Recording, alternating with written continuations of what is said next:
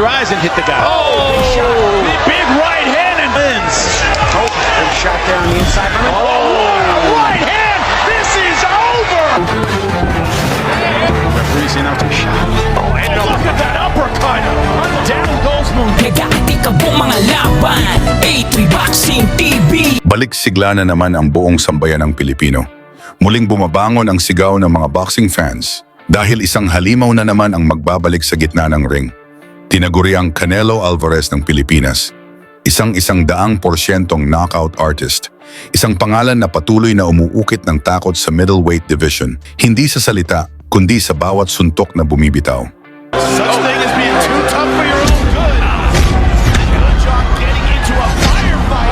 Doesn't have his legs second. Marami ang naniniwala na isa siya sa mga Pinoy boxers na may potensyal na sumunod sa yapak ng nag-iisang Manny Pacquiao. Hindi dahil ginagaya niya ang alamat, kundi dahil binubuo niya ang sarili niyang alamat.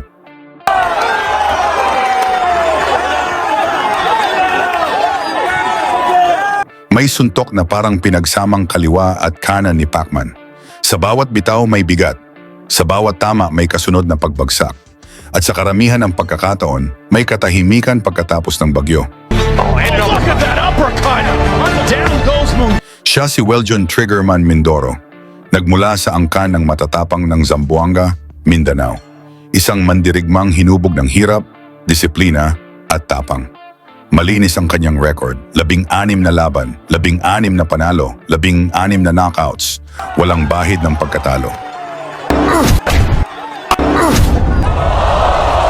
Ayon sa ilang boxing experts, kung magpapatuloy ang ganitong trajectory, posibleng umabot sa 30 panalo at 30 knockouts ang kanyang profesional na karera. Isang bihirang klaseng dominasyon sa modernong panahon ng boxing. Sa kasalukuyan, nasa Estados Unidos na naninirahan at nagsasanay si Mindoro. Doon mas hinahasa ang kanyang lakas, mas pinatatatag ang disiplina, at mas pinapatalim ang kanyang estilo sa loob ng ring. At ngayong February 21, 2026, muling sisiklab ang digmaan. Sasabak si Weljon Mindoro sa kauna-unahang boxing promotion ng Olympic medalist at WBC International Middleweight Champion na si Yumir Marshall. Sa gabing iyon, makakatapat niya ang Indian champion na si Jasprit Singh, isang veteranong mandirigma na may 13 panalo, 4 na talo at 8 knockouts. Gaganapin ang laban sa Mayor Egan Coliseum sa mismong puso ng Zamboanga City. Pero bago ang malaking gabi ng bakbakan, balikan muna natin ang ilan sa pinaka-brutal at pinaka-hindi malilimutang pinabagsak ni Weljon Triggerman Mindoro. The guy. Big shot. Big right hand and wins. Oh, big shot there on the inside.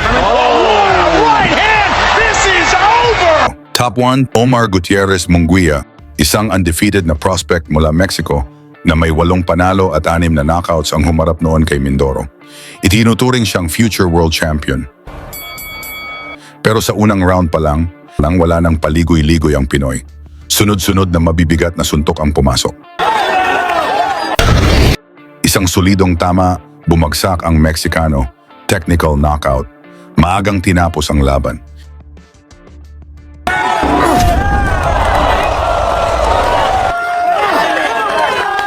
Top 2, Lucas de Abreu. Isang Brazilian fighter naman ang sumubok. May 14 na panalo at 11 knockouts. Kilala sa tibay at lakas. Pero hindi rin ito pinatagal. 2 beses bumagsak sa matitinding atake ni Mindoro. At sa isang overhand right sa ikatlong round, dito na tuluyang bumulagta ang Brazilian. Sa pagbungad ng unang round, sinampulan kaagad ni Mindoro gamit ang mga solidong suntok. Hindi ito nagpapatinag sa sigawan ng mga fans. Sa ikalawang round, 2 times na bumagsak ang padala ng Brazil, ngunit inabot pa ito ng bell. Oh, couple extra seconds. Mindoro trying to swarm another knock. Sa round 3, dito na tinapos ni Mindoro ang paghihirap ni De Abreu.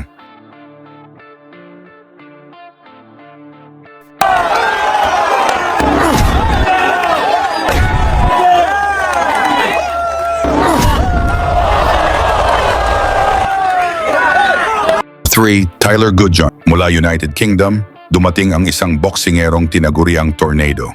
Ngunit sa loob ng ring, siya ang tinangay ng bagyo. 3 beses bumagsak sa ikalawang round. Hindi kinaya ang lakas.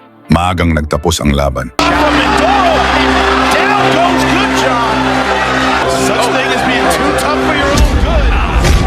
Good Job getting into a firefight.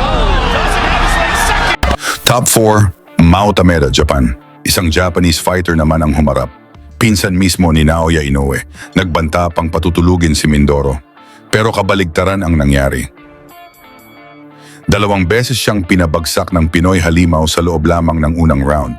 Diretso ospital ang Japanese fighter upang mailigtas ang kanyang buhay.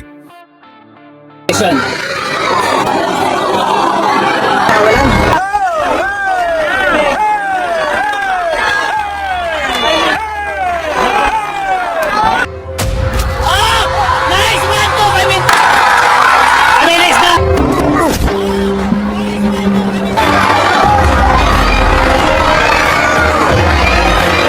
Nice body by Mindoro. Follow by your uppercut. What a right by Mindoro! What a right by Mindoro! What a right by Mindoro! Top 5, Joel Camilleri. Isang Australian champion din ang sumubok. May hawak na IBA at IBF Pan Pacific Middleweight titles. Kilala sa knockout power at galing sa 7 sunod na panalo. Sa pagbungad ng unang round, parehong agresibo ang dalawang boksingero. Gusto nilang tapusin ng maaga ang laban. Title at 75 kilogram middleweight. 2 accomplished operators in a man wearing the black trunks trimmed with gold. He's the undefeated professional. Well, John, 1 draw, 13 wins, all of them coming inside the distance. No strangers fighting his last contest in the United States. KO of the year, candidate in July. He's Tyler Hudson getting out in the second round of the contest scheduled for Rio. He said the ring IQ of Andre Ward is what he admires. He said that facing a puncher of this caliber initially. He said he admires Andre SOG Ward. SOG Ward. Andre SOG Ward. 2004 Olympic champion, still the last American male to claim Olympic gold. Claressa Shields, of course, took 2 Olympic titles in London and Rio. He said the ring IQ of Andre Ward is what he admires. He said that facing a puncher of this caliber in this repute really didn't hold any fears for him, which he scores with a flicking jab, then he doubled it up, not too accurate with the second.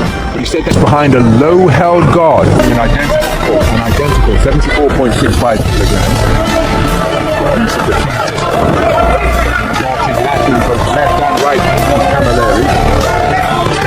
John Mindoro sees him against the roof, bringing square and nearly cheeky. The power driving right cross. A couple of punches to the body left hook after turning the table. Sa ikalawang round, umpisa nang tumama ang mga solidong pinakawalan ni Mindoro. Dahil dito, umiwas na si Camilleri makipagsabayan. 100% KO ratio for a man at the top of his profession as a reigning world champion. He knows a thing or two about power, but not loading up everything within his shape. There's good right hand to the body, followed by a left hook upstairs from Camilleri to the ropes with a forward foray, but keeping his composure under fire and answering with a single was Camilleri. Looking to end that little coming together with a right uppercut. But pulling the trigger first against the trigger man is Camilleri. Now backing him up to his own corner with a nudging right uppercut, and he's physical on the inside.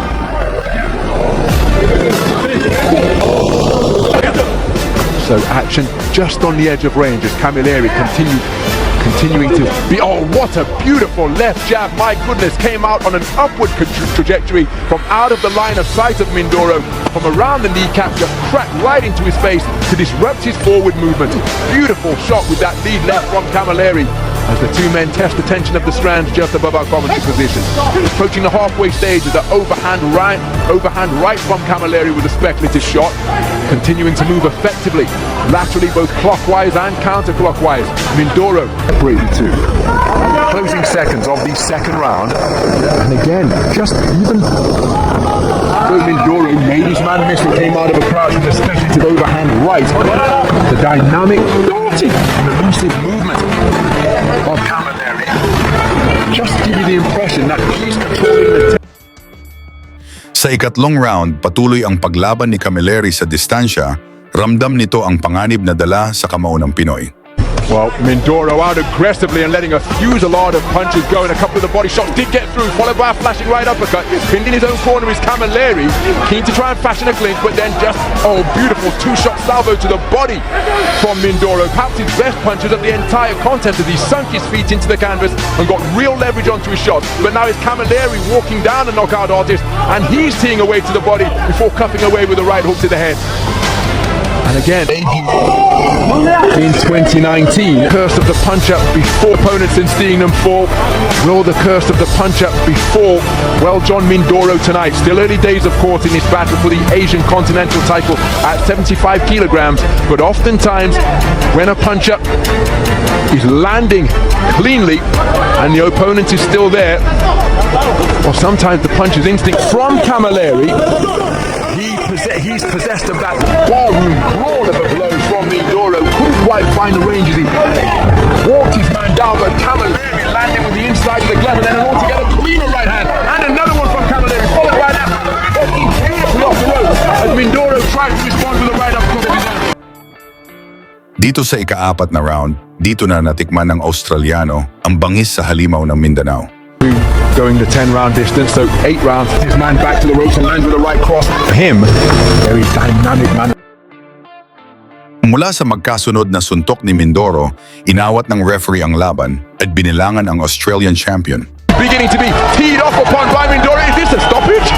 No, it's a standing count. So, referee Valery Pastuhov count after hooks and uppercuts began to crash home against Camilleri. Oh, that's a beautiful right hand on the resumption, but now Mindoro has got his man going, and he's seeking to demonstrate that he is a precise and merciless finisher once again. Standing count, back into the breach, steps Mindoro, steps that he's got his man going, he's wrestled him down to the canvas. That gives him respite, the referee wipes the glove clean. Mula sa mga solidong pinapatama ng Pinoy, bagsak ang champion, ngunit nakatayo pa ito at lumaban.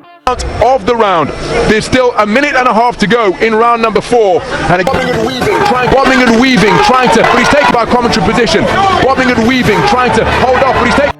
Matapos ang sunod-sunod na kombinasyon, inawat ng referee ang sagupaan, at sa gabing iyon kinuha ni Weljon Mindoro ang IBEA middleweight title.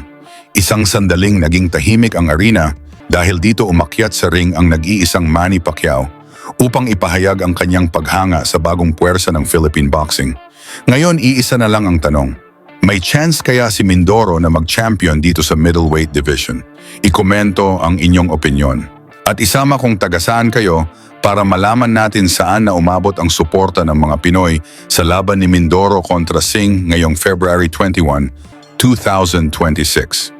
Lagi niyong sundan, huwag magpapahuli. Pag-usapan ni bakbakan, balita niya at laban. Mga Pinoy na di nagpapagapi. Salamat sa mga suporta na lagi nandyan.